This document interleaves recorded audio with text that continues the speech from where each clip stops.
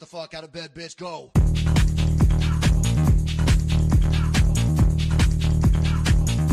Get up, and they got go.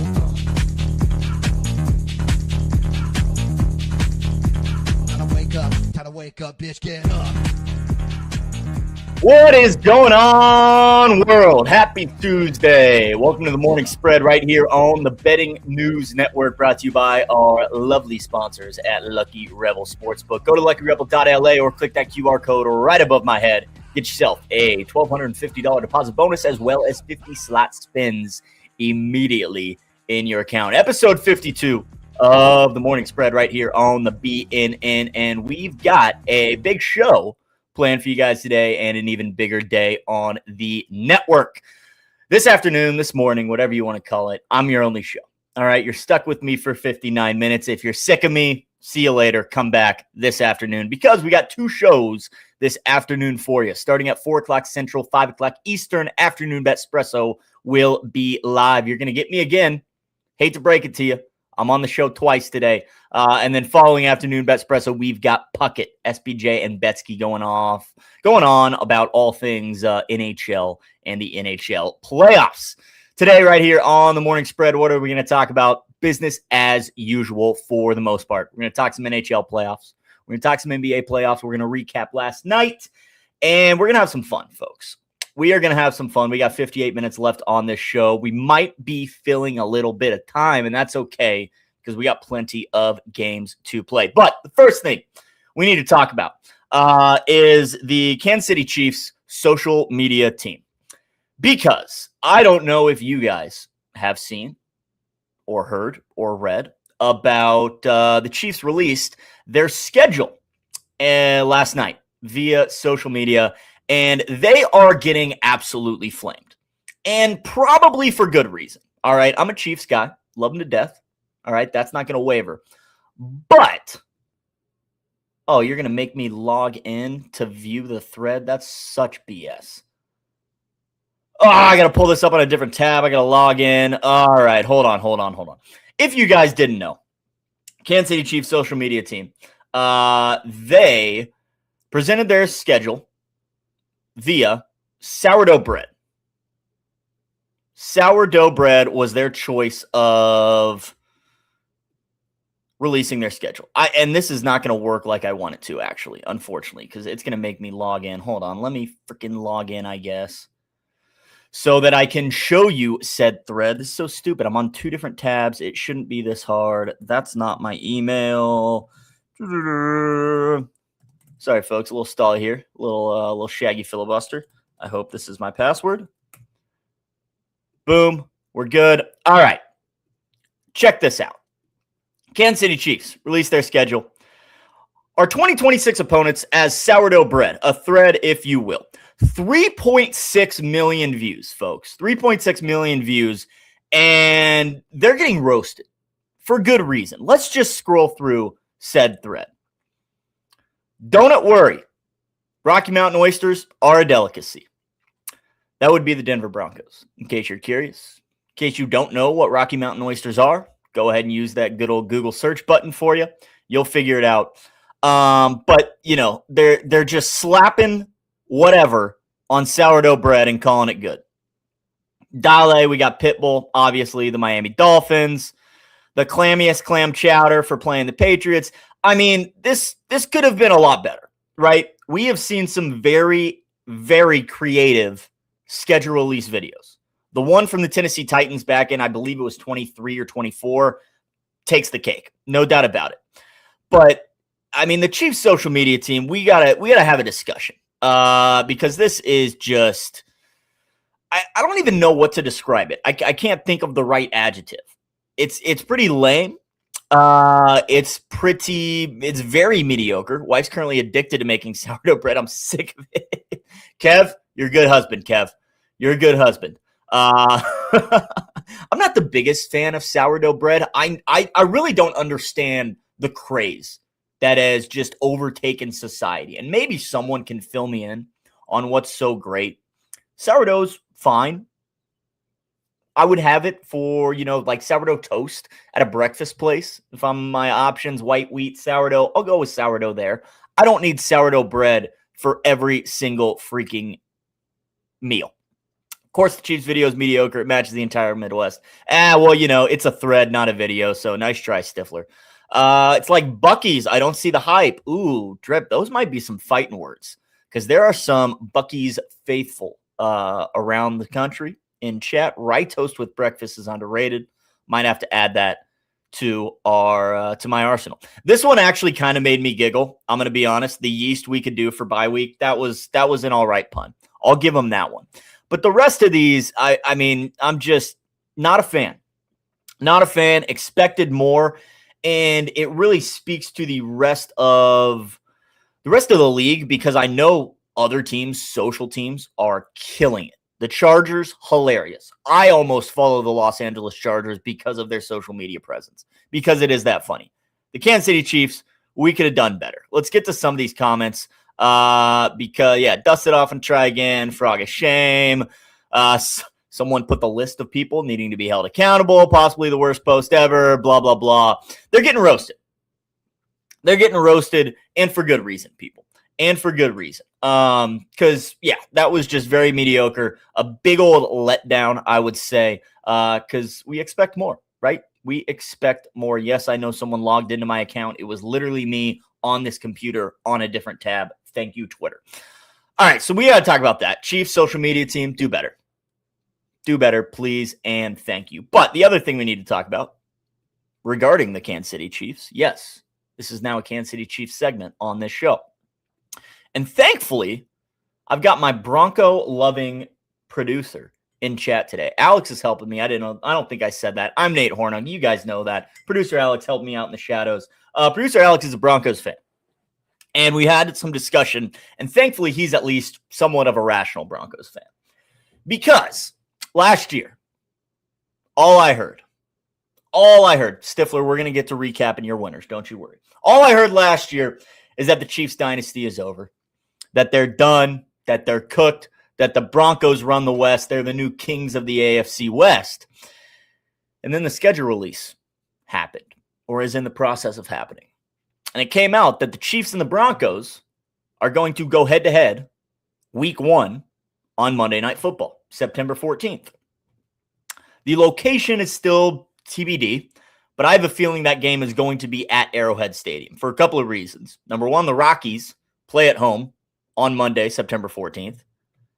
The Royals do not. The Royals have an off day on Monday, September 14th, which would make a lot of sense for the Kansas City Chiefs to host that game. I've seen people crying online about that game needs to be in Denver. The Broncos won the division.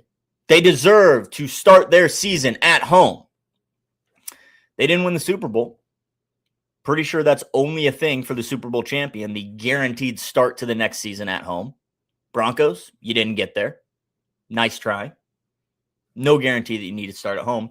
And if I'm a Broncos fan, I would honestly rather have the later game at home, depending on when it is. I don't believe it's week 18 this year, but assuming it's in the week 13, 14, 15 range, you're going to want to play that game at home because that game is going to be more of a factor in determining playoff seeding. Regardless, like I said, all I heard last year, Broncos are done, or Chiefs are done, they're cooked, the dynasty's over, the Broncos run the West. That was released.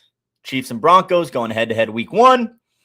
And what happens on Broncos Twitter? Well, we got to play the Chiefs week 1? We got opened up against the big bad Chiefs week 1, but we had a good season. We won the division. How come we got to play the Chiefs first? I thought you weren't scared of them. But it sure sounds like you are, and you should be. Because here's the thing. The NFL realizes, put on your tinfoil hat, people. The NFL is expecting Patrick Mahomes to be back in the saddle, starting under center in week 1.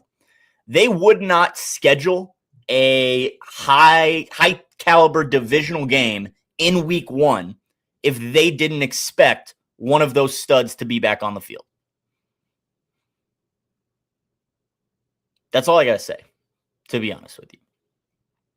The NFL clearly aware that Patrick Mahomes is going to be ready to go week 1 at Arrowhead Stadium against the Denver Donkeys. and the Kansas City Chiefs are going to get some revenge for last year.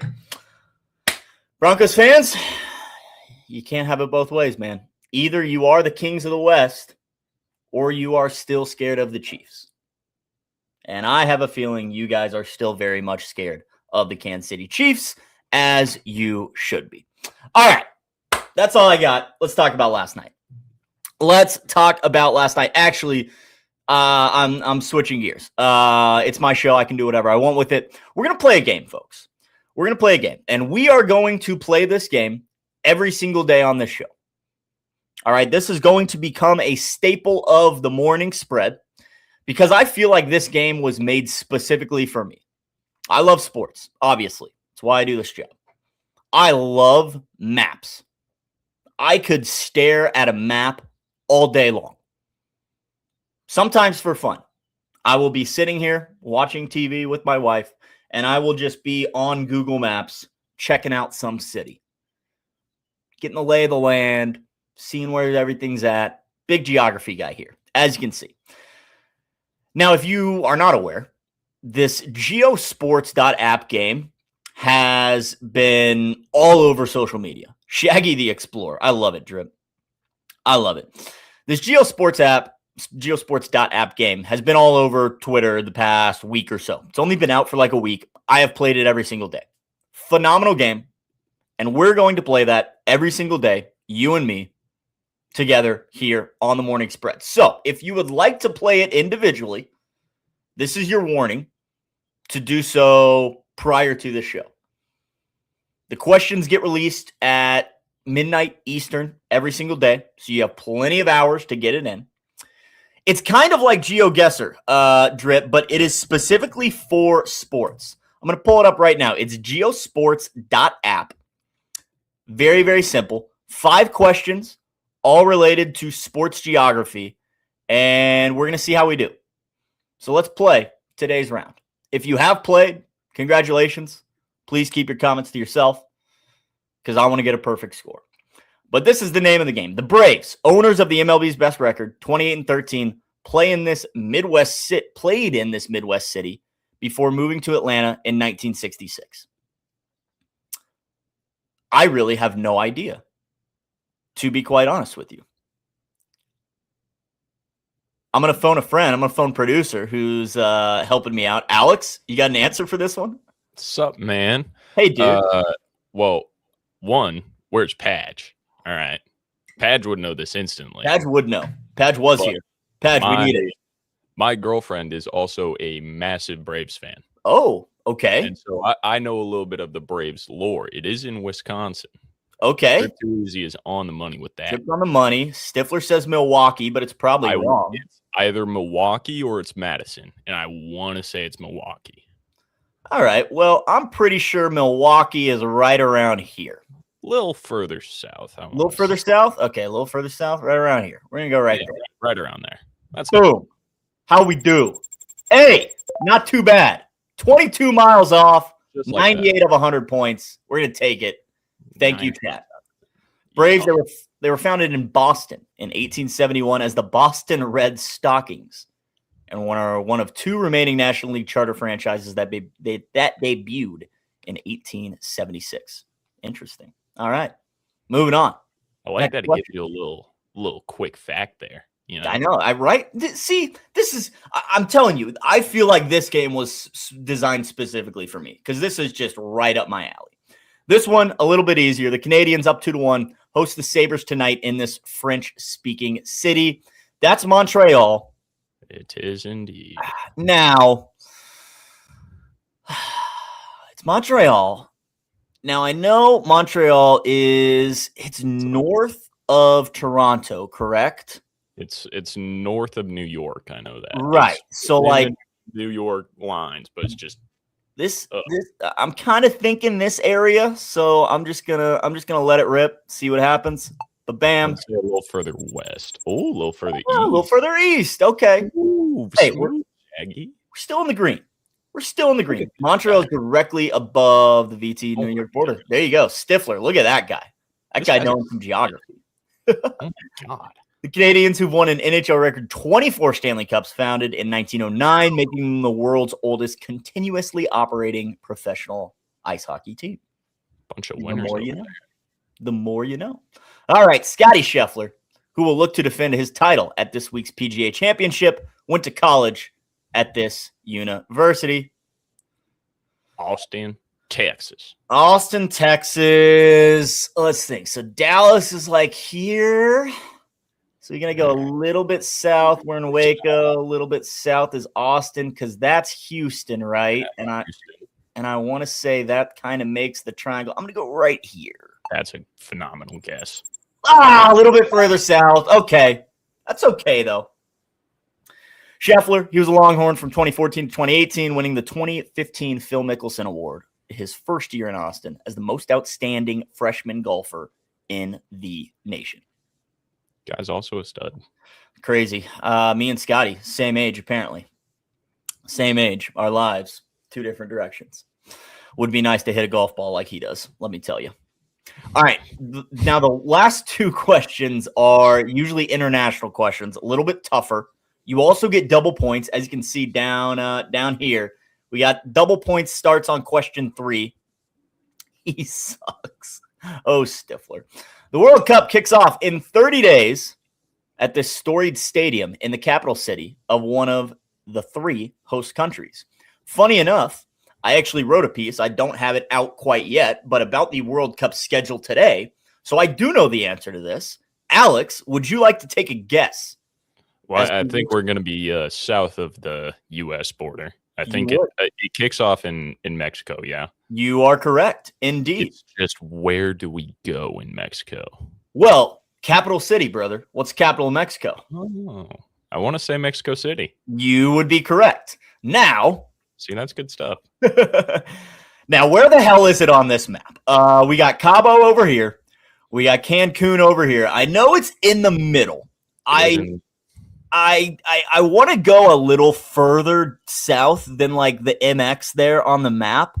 I'm thinking kind of in this range. Yeah, I was thinking I think you're doing a little circle. I think it's on the right side of that circle. Right side. Right in there. Right in there. Middle next to the green. Says drip. I'm going right there. I'm firing. Wow. A little further south. Okay. Hey, we'll take the triple points. I was going to say, we're still in the green. We've gotten green all 4 questions. The gargantuan structure, also called the Colossus of Santa Ursula, holds 87,523, making it the largest soccer stadium in Latin America, 8th largest in the world. Estadio Azteca. Mexico kicks off the 2026 World Cup playing against South Africa, 3 p.m. Eastern on June 11th. All right, last one. We got to get the green again. Kurt Signetti, who visited the White House with Indiana on Monday, coached at this school before joining the Hoosiers. Apparently, this is not an international question. This is James Madison. We are in Virginia. We're in Virginia. We're in the mountains. We are in the Appalachian Mountains. I want to say we're see that mountain range there. Yep, you can see it on the map. And we're in Virginia, so we got a small sample size to work with here. Do we think we're like south of West Virginia? You know, in like I'm thinking like this area, like in the point of Virginia, we can call it. No, I think we're on the north. You think we're more north? I think we're right in there, but it could definitely be that kind of panhandle looking part of Virginia. Well, let's be in the middle. Let's go right here. Let's see what happens. Okay, I like that. Oh, okay. We're Coach Woodhaven. It's green. It's green. It's green. That's all that matters. Signetti, the only coach in college football history to start 10-0 with 2 different teams in consecutive seasons, doing so with JMU in 23 and Indiana in 24. Last season, of course, Hoosiers won their first national championship. Pretty solid team. We did. Pretty solid. 938 of 1,000 points. Everything in the green. Rock solid. That's decent. Rock solid. Shout out my guy, what's his name? Whoever made this app, I used to know his name. I'll figure it out in like 2 seconds as well because he deserves a shout out. I wish there was like a little blurb like under the 1 day streak that says like you're within the top X% of players. Well, we can add it to the leaderboard because there is a leaderboard. Yeah, go ahead and type in that email. I was gonna say, actually, we'll do the. Don't worry, I'll spam you. Yeah, please do. It's okay. I'll do my work email. So, signed in required. What are you talking about? Whatever. But there is a leaderboard. You can add yourself to the leaderboard. You can check out today's leaderboard, tomorrow's leaderboard, whatever it is, yesterday's leaderboard. I don't think you can go back and play past days, which would be a great setup. Yeah. Send it spam, whatever. I don't check it anyways. Frank Michael Smith is the guy at Frank Mike Smith on Twitter, sports creator and Play Geo Sports founder. Fantastic game, Frank. Phenomenal game. I will be playing this every single day. Will be playing it every single day. Probably just going to start the show every single morning with this GeoGuessr. See, you're not wrong, Drip, but the nice part is we do have a smaller team here at BNN. They can all text me. They all got my number. If it's really important, they'll just text me. And even if that text says, "Hey, dude, check your email," they'll get it to me. But yes, I should probably do a better job about checking my work email more frequently. You should. But people, that is the Geo Sports Guesser. Phenomenal game. Again, shout out Frank Michael Smith. Great game. No free promo for this because this is just an absolutely phenomenal game. And again, we will be playing it every single day right here on this show. So fun stuff is easy. I'm with Stifler. The questions were a little easier today. They have definitely been harder in the past. That's for sure. But looking forward every single day to playing that game. Take over Embiid. You are correct. It is major week. We got the PGA Championship this week. And Danny Burke will be talking about that tomorrow on the Fairway Forecast, talking about the PGA Championship this week at I'm gonna not pronounce it because I'm smarter than that. It's in Pennsylvania though. We'll say that. It's in Pennsylvania. Starts with an A. Oh, Trip. Oh, he's coming at you, Embiid. Appreciate you being here, though, Embiid. Thanks for being here, as always. Appreciate you all being here. Jerry, how we doing? You're just in time.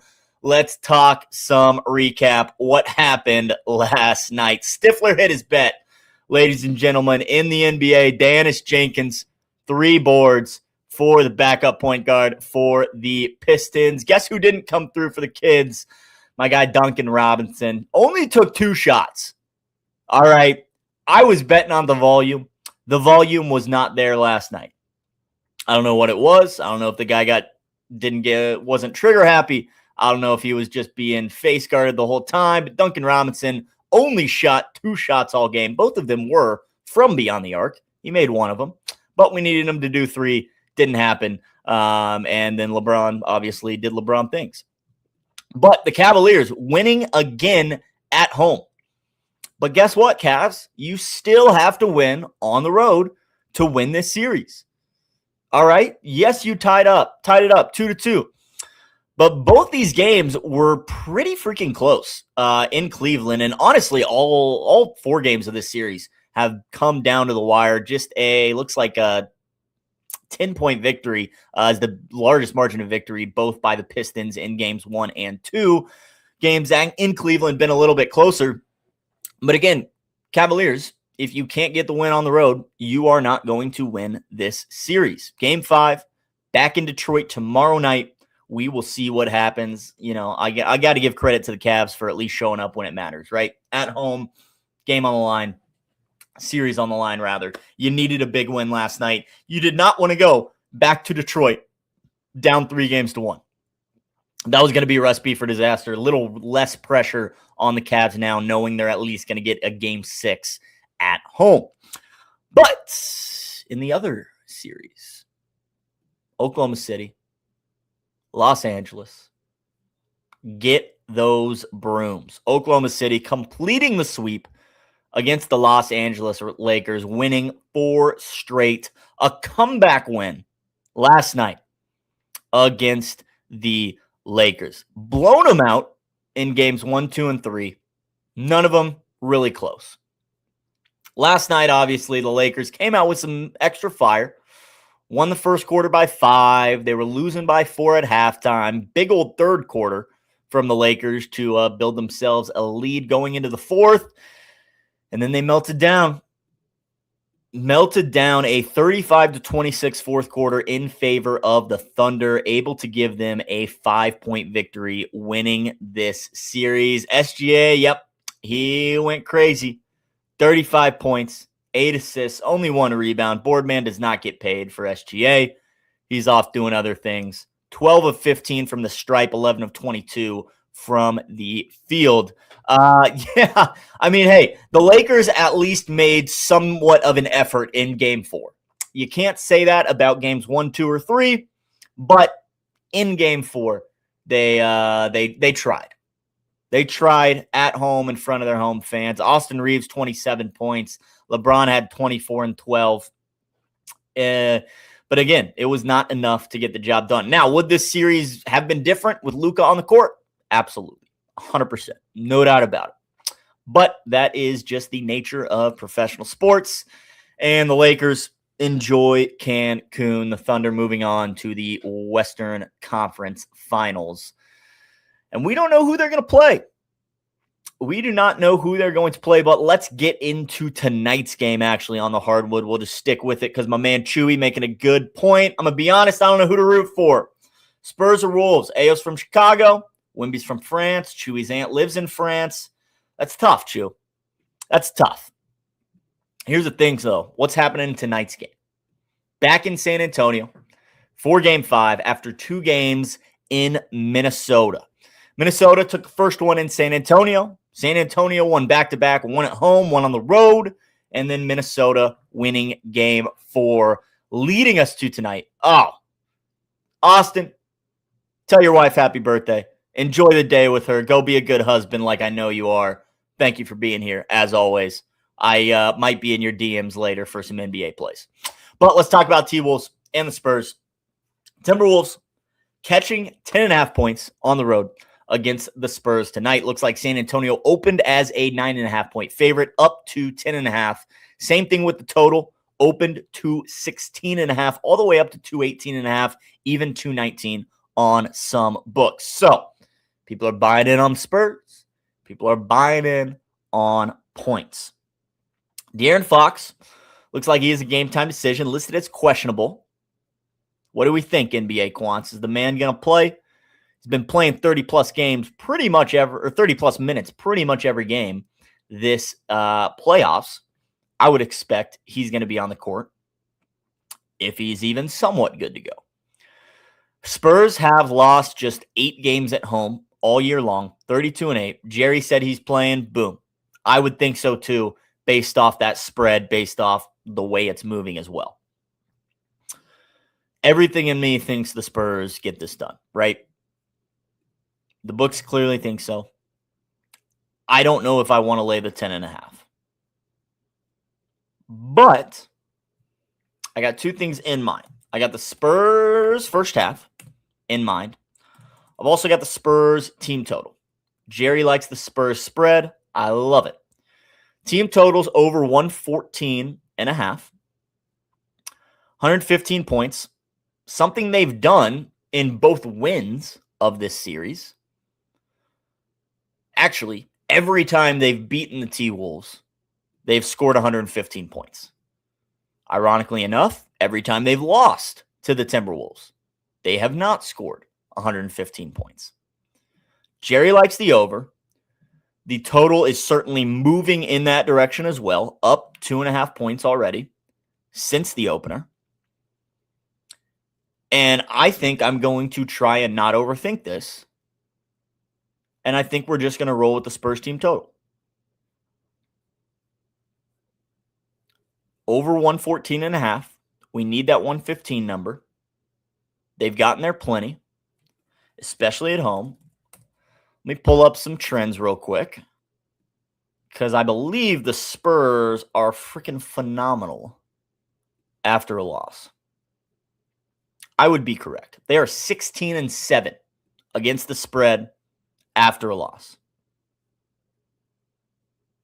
16-7.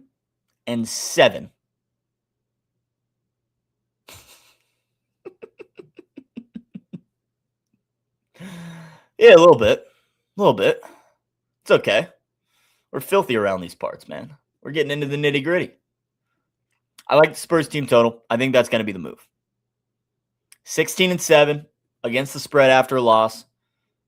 If you like their spread, Jerry likes it as well. 10 is a little for me. So we're going to go with the team total. We're going to do my line shopping as always.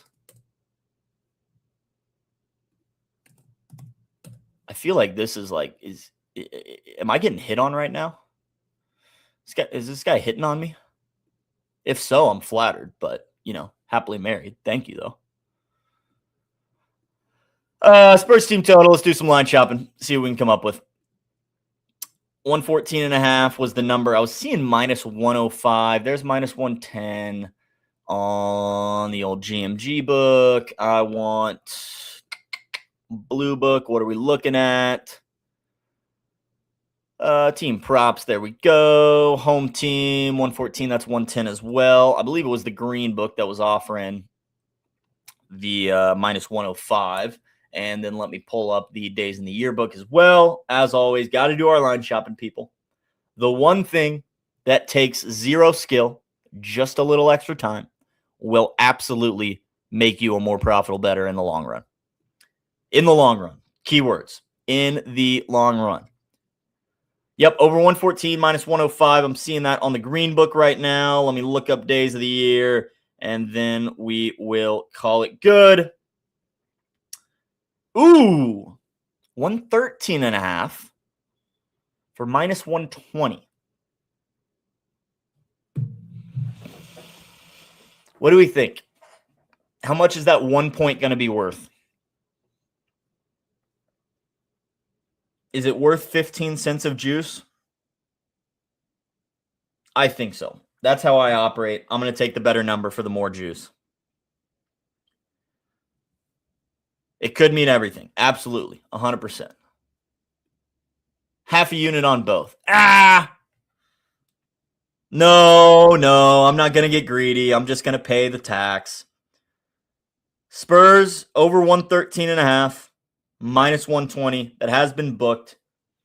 If you can only get the 114.5, so be it. But on the days of the year book, minus 113, minus 120, that is what I have locked in.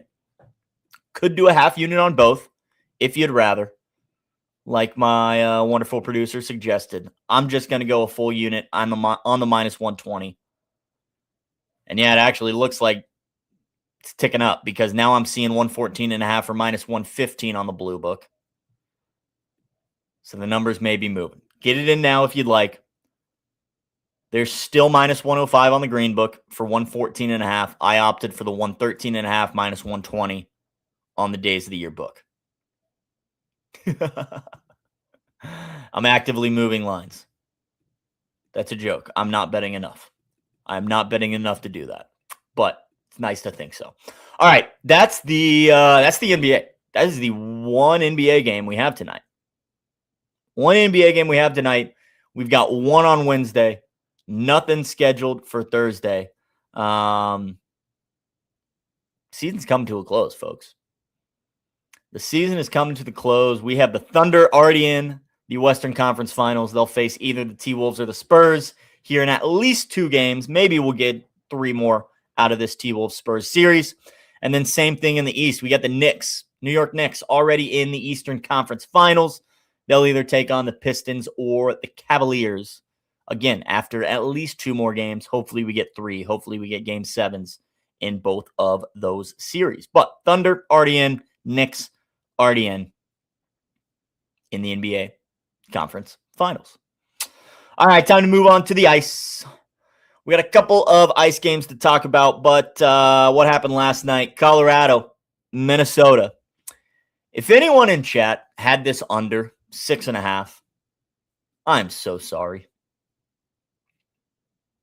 Under 6.5 in this Avs Wild game last night could have been one of the worst beats of the year. Because you survived the first 2 periods with just 2 total goals. Minnesota scored about 10 minutes into the match on a power play to go up 1-0. Avs did the same thing in the second period on a power play, tied things up 1-1. You're sitting with the under 6.5. It's tied 1-1 going into the third. It's been a tight game. Yes, the Avs are peppering the net, but Jesper Wallstedt is standing on his head, saving another 90% of shots. And you think you would be in good shape. And then a literal avalanche of goals happened. Avs go up 2-1. Minnesota ties it up 2 minutes later, 2-2. 2 minutes later after that, Avs go up 3-2. And then they played scoreless hockey for a while. Sitting at 3-2, you've got the under 6.5. You're praying the Wild don't tie it up. But yeah, maybe the Avs can have another one. 30 seconds left in the game. Guess what? Nathan MacKinnon, empty netter. Boom, 4-2 Avs. Under 6.5, still fine. There's only 30 seconds left, right? Not a whole lot can happen in those 30 seconds until Brock Nelson of the Avalanche, another empty netter with 8 minutes left, or 8 seconds left, on the clock. 5-2 Avs, under 6.5, loser. So anyone sitting with that under 6.5 ticket, again, I apologize. Not only did you not survive 2 empty netters, 5 goals in the third period to spoil your total. It is what it is. The Avalanche just looked like the better team. More shots on net. They battled back even going down 0-1. They took better advantage of their power play opportunities. Had more power play opportunities, I believe. Actually, no. Minnesota did not take advantage of their power play opportunities. 1 of 4 for the Wild. 1 of 2 for the Avs. Like I said, the Avs had more shots, more hits. Minnesota, a lot more block shots. But Avalanche ended up finding the back of the net. 5-2 victory for Colorado. Game 5 back in Denver on Wednesday. On Wednesday, back in Denver, Avalanche chance to beat the Wild. And we'll be rooting for the Avs, folks, because we do have the Canes and the Avs both to win their series, parlayed at -108 for 2 units. The Canes obviously got the job done in 4 quick games against the Flyers. Avalanche playing with their food a little bit more, but I have a feeling Colorado is going to go into that game on Wednesday and take it to the Wild. Looking at the lines, they're -205 on the money line, folks. -205 for the Avalanche to win, up from a -192 opener. I have a feeling the Avs will likely dominate. And all of these games, actually, in this series have been fairly one-sided. Someone has covered the puck line every single one of these games. The closest margin of victory has been 3 goals. Now, obviously, we almost were looking at a 1-goal game last night before the Avalanche had a couple of empty netters.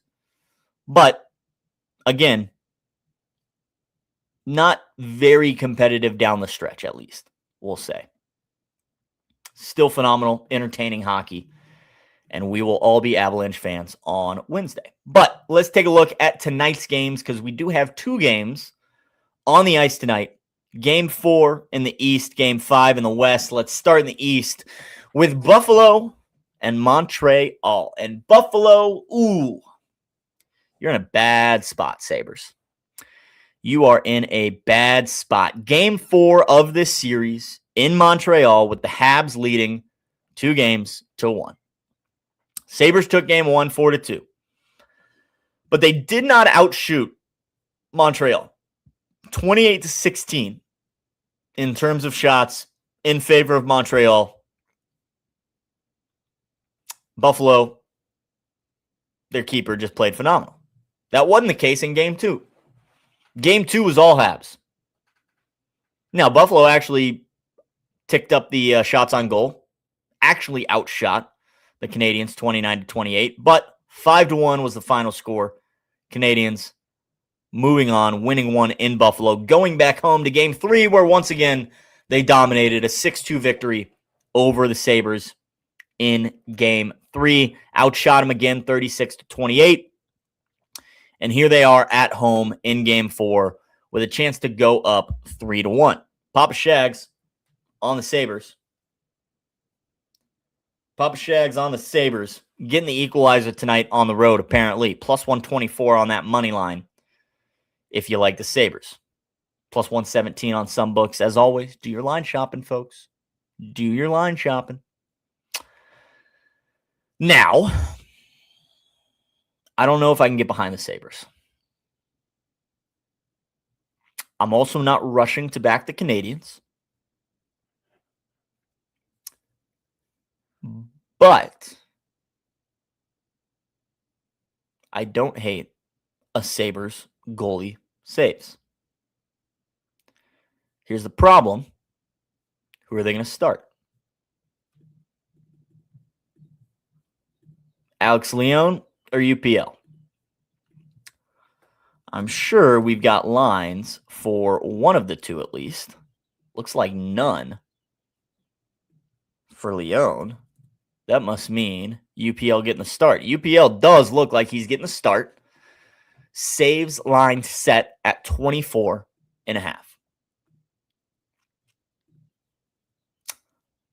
Let's play some hypotheticals. This guy allows 2.5 goals a game. We'll round up. We'll call it 3. If this guy lets in 3 goals, we need 28 shots for the Canadiens. Last Montreal game, Prince, he ran Doan 3 shots, Suzuki 3 shots, Newick 2 shots, Dahlin 3 shots, plus 2,000. Now it's only 1,400. But we're running it back. I really like the way Newhook's been playing. What do you have? A couple of goals last game at least? Yeah, a couple of goals last game.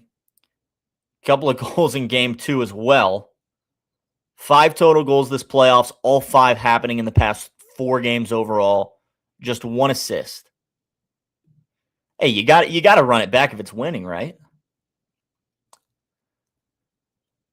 Newick's also been ripping the puck 4 straight SOGs in 3 straight games. Ice time is ticked up as well. Averaging about 16-27. He's played over that in 3 straight. I still think I'm pivoting to UPL saves, though.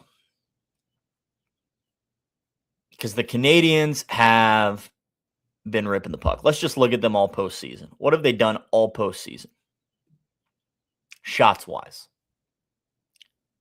27. 27. Come on. Work for me.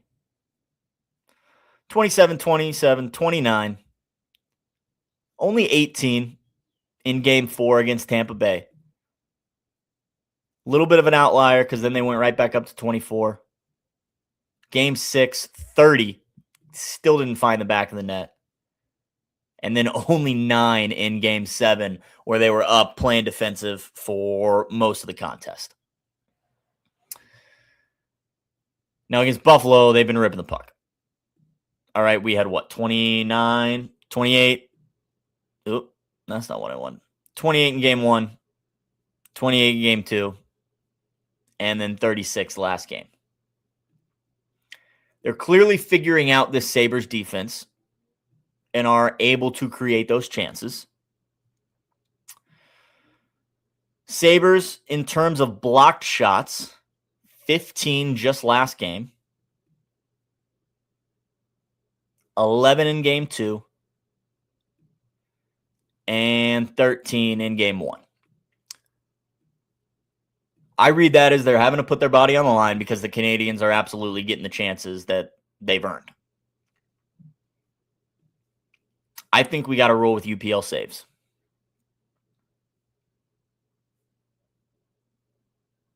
UPL saves over 24.5. I'm seeing minus 115 on a couple of books. Let's do some line shopping, see what else we can find. Now, I'm going to be hesitant to bet this on the Blue Book because of their stupid 60-minute whatever. And you're getting a better line at the Blue Book. It's only 23.5 saves, but it's minus 125. And again, it's only 60 minutes. So you are taking that risk if you bet it on the Blue Book. I am not going to take that risk. I will look elsewhere. This is the only instance where I will not take the better number for more juice. Again, because I don't want to give up a potential overtime. But 24.5 minus 115 looks like the standard. One more line shopping book. Days of the year. Because they don't let me log on my desktop, apparently. Goalie saves 25 minus 115. Yep. That's the number. That's the number. That's what we're going to roll with. UPL, Buffalo Sabres goaltender, over 24.5 saves. Now, again, we're not betting this because we think he's going to stop every shot sent his way. We're betting this because we think the Canadians are going to get 30-plus shots on net, which would hopefully result, knock on wood, in case Buddy decides to let in 7 goals. 30 shots should be more than enough to get us over this line. Boom, we did it. I just screenshotted the wrong thing. That's okay. It's right there. Boom. All right, UPL, over 24.5 saves. That's what we're rolling with. Sabres and Canadians. Let's go to the West. Last 13 minutes of this show. Let's talk about the Ducks. Let's talk about the Knights. Game 5 of this series. 2-2. Tied up 2-2. And we've alternated wins. Golden Knights took game 1. Ducks took game 2. Knights took game 3. Ducks took game 4. Someone's covered the puck line in the first 3 contests. Game 4, the Ducks win 4-3. Back at home, I definitely lean with the Knights.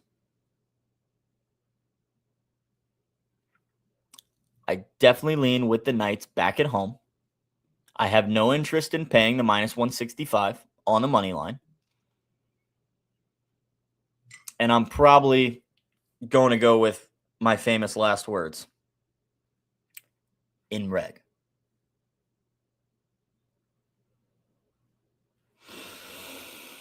VGK and reg is definitely speaking to me. Part of me is worried because, this Ducks team has been very good. We have not had an overtime game yet in this series. We had 2 in the regular season between these two teams. I know I've said this before. Ducks took all 3 in the regular season. They took advantage of their power plays last game, 2 of 4, just 1 of 3 for the Knights. VGK defense smothers early. First period under. Could be a sweat. Let's pull up the odds board. And take a look at plus money for that first period under. Plus 110, what I'm seeing. Pop Shags, I might have to ride.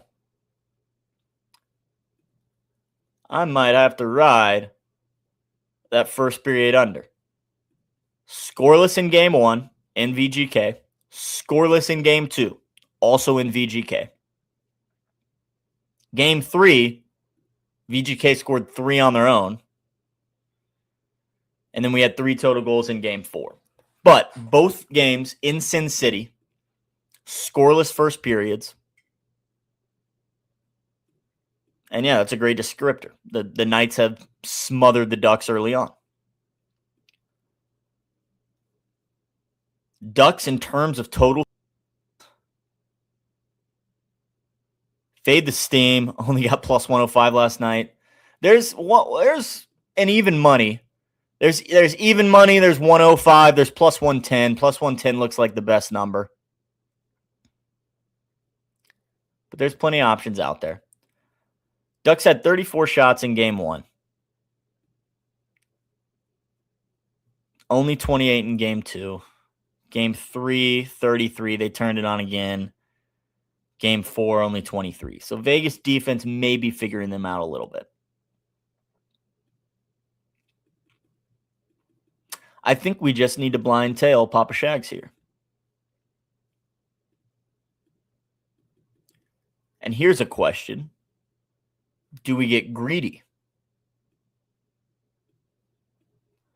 Do we get greedy and add the Knights to this first period under?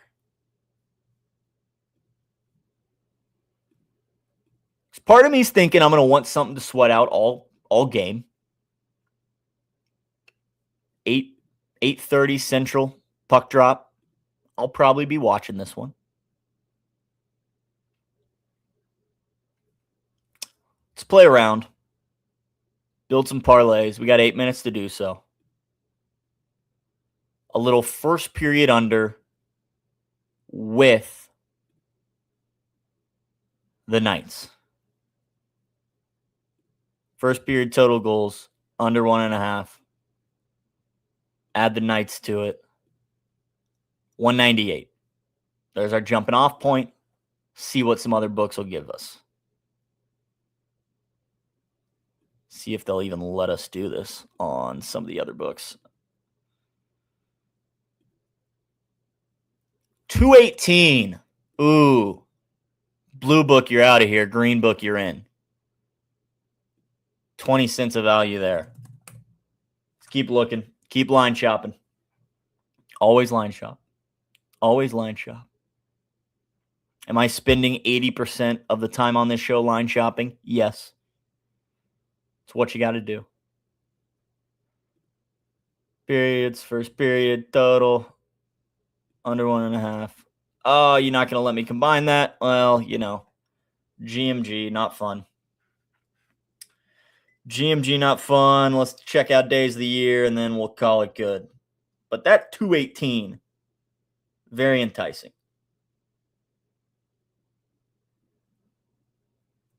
Am I screwing myself by getting greedy? Potentially. Plus 240. We have a winner, folks. We have a winner. I'm going to be booking this right now. I'm going to go a half unit.